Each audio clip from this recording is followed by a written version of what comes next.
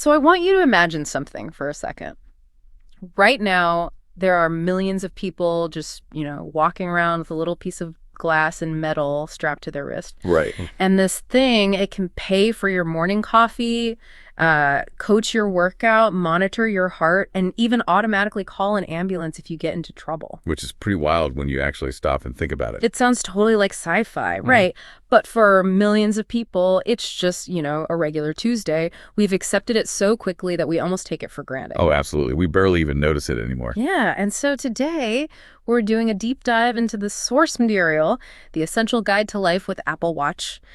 But our mission here isn't to just read you a spec sheet or a user manual. No, nobody wants that. Exactly. We want to extract the most surprising, aha moments about how this specific wearable is quietly reshaping everyday human behavior. And that's really the only lens that makes sense for this device. Yeah.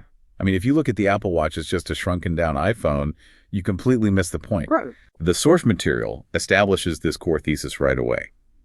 The shift we're talking about is moving from a device that demands your absolute attention, like your phone, to a tool designed to operate mostly in the background. We're really looking at a proactive health companion, a fitness coach, a productivity assistant, and a personal safety net, all basically disguised as a watch. Which is a huge shift. So before we look at all the things this device actually does, I think we have to understand what it prevents. Yeah, that's a crucial starting point. Because the biggest hurdle for any new tech is how much of our attention it demands, right?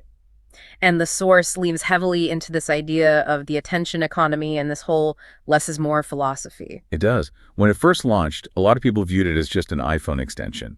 But now its core value is really about not reaching for your phone. Right. It lets you see text messages or the weather or your calendar with just a glance. Exactly. And the guide highlights this massive benefit, which is reducing phone addiction.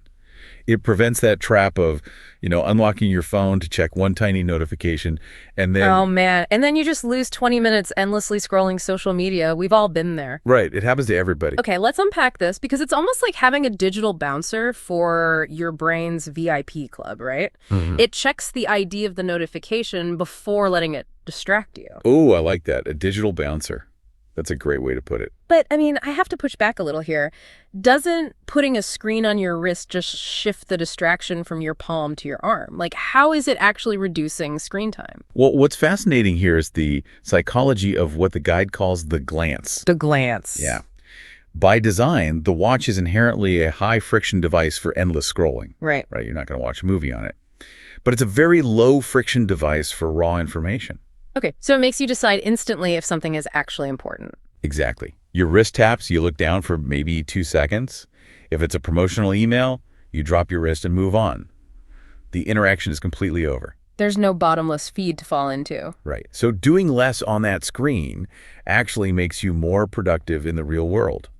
Features like focus modes or even just simple reminders, they keep you organized without breaking your concentration. Yeah, that makes sense because you aren't opening the portal to, the dopamine slot machine of your phone. Exactly. But, filtering out all that digital noise leaves a bit of a void. And what naturally fills that void is an awareness of your physical self, which brings us to its role as a fitness coach. Right, because once you aren't staring at your phone all day, you have a little more bandwidth to focus on moving your body. And the hardest part of exercise isn't knowing what to do, right? It's the consistency. The guide details how the watch solves this with those 3 activity rings: move, exercise, and stand. Yeah, the rings. They're incredibly effective. It auto-tracks workouts, measures your pace and distance, monitors heart rate zones, estimates calories, all of that. But the magic, according to the source, is that you aren't competing with others. No, not at all. You're competing with yourself for one more walk or one more healthy day.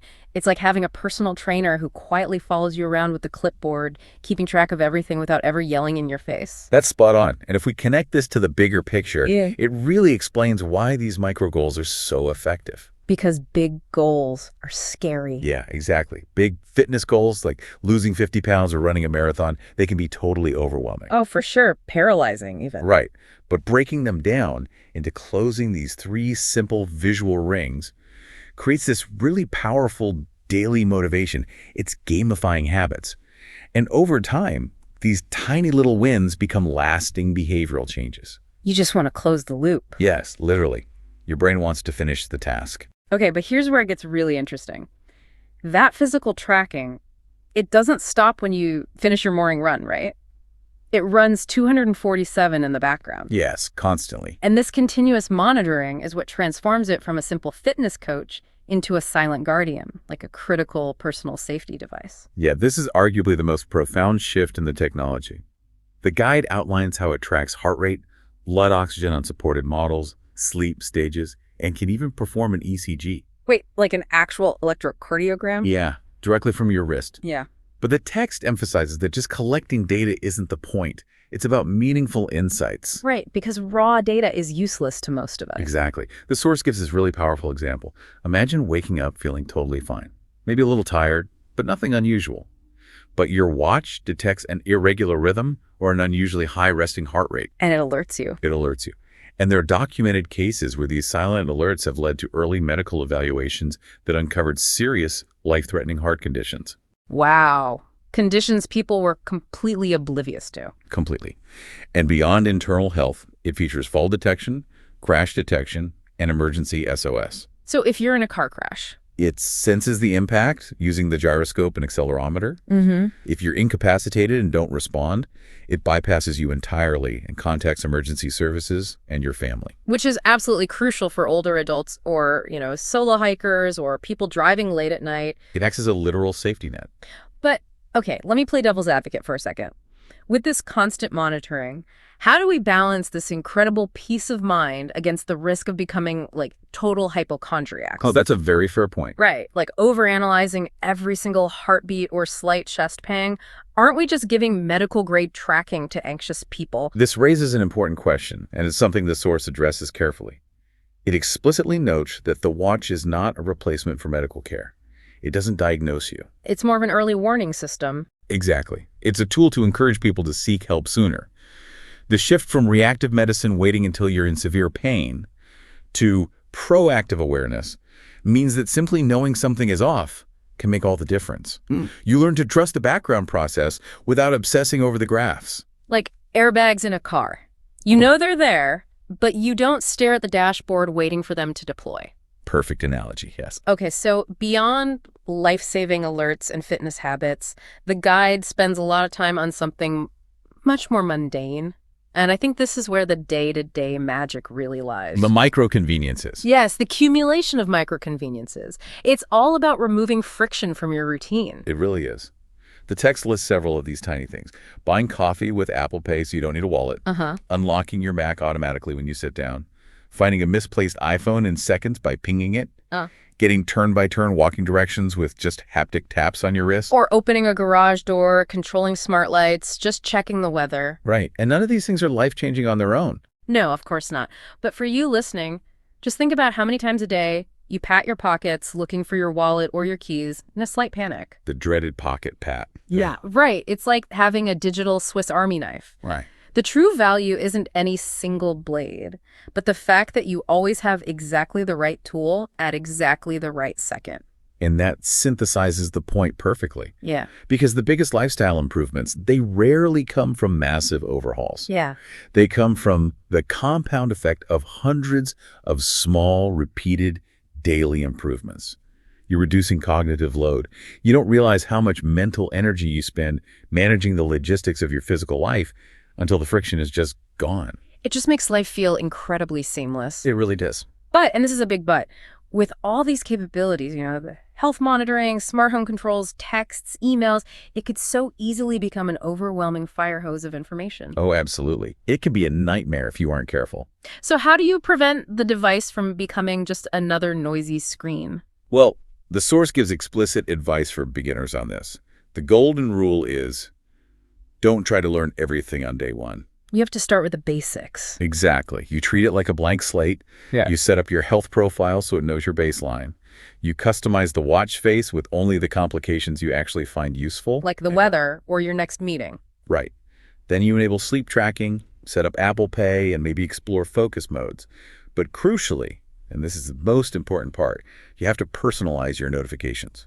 So what does this all mean for the average user? Because if you just pull it out of the box, strap it on, and leave all the default settings on, Aren't you just inviting the exact digital noise we talked about avoiding in Section 1? Yes, 100%. Which is why the text emphasizes that the less unnecessary information the watch shows, the more useful it becomes. It forces you to audit your attention. Right. If you don't define your priorities, the default algorithms of the apps will define them for you. The best experience is one that is mercilessly customized for you. A text from your partner gets through, but a random news alert doesn't. Exactly. The device isn't designed to replace your phone. It's designed to replace the moments you shouldn't need your phone.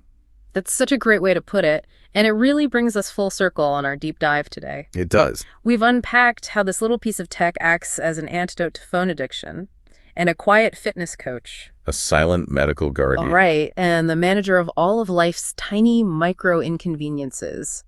The goal of this deep dive was really to give you, the listener, the ultimate shortcut to understanding this tech. Cutting through all the marketing specs to reveal how it genuinely impacts daily life. Exactly. It's about the behavioral shift.